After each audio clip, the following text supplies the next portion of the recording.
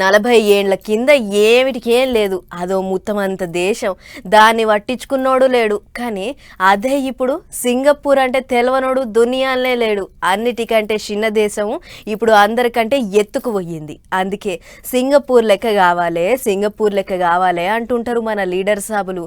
అందరికంటే ఎక్కువ AP CM Chandrababu సార్కు సింగపూర్ అంటే మస్తు పాయరం. అందుకే ఏం చేసిండో చూడుర్రి.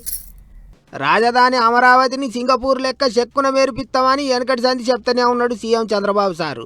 అదివరకోసారి అధికారంలో ఉన్నప్పుడే అన్ని ప్లానింగ్లు గిట్ట గీసుకొని పెట్టుకున్నారట. కానీ నడమ ప్యాన్ పార్టీల సర్కారు వచ్చుడితోని సింగపూర్ ప్లాన్ పక్కకు పోయింది. కానీ ఇప్పుడు మళ్ళా బాబు సార్ సర్కారు వచ్చుడితోని సింగపూర్ ముచ్చట్లు తాబకోసారి వినిపిస్తున్నాయి. కానీ నడమ చంద్రబాబు సారే సింగపూర్ పోయి వచ్చిండు. ఇప్పుడు మళ్ళోసారి మున్సిపాలిటీల మంత్రి నారాయణ సారు, హోం మంత్రి అనితక్క, వ్యవసాయ మంత్రి అచ్చన్న, తత్తిమ మంత్రులంతా కలిసి సింగపూర్ పోయిండ్రు.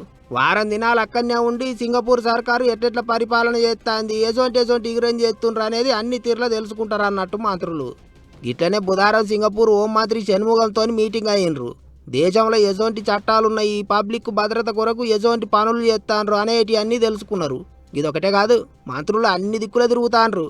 సింగపూర్లో కొత్త టెక్నాలజీని ఎట్టెట్ట అమలు చేస్తాండ్రు అనేటిదంతా తెలుసుకుంటుండ్రు. రోజుకో సింగపూర్ మంత్రితోని మీటింగ్ అయి ట్రైనింగులు తీసుకుంటాండ్రు.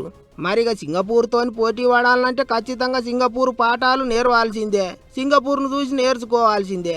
ఏమైనా బాబు సార్ వచ్చిండు, మళ్ళా సింగపూర్ ముచ్చట్లు జోరు అందుకున్నాయి అనుకుంటారు పబ్లిక్. అమరావతి సింగపూర్ లెక్క అయితే అంతకన్నా ఏం కావాలే అనుకుంటారు ఇంతమంది.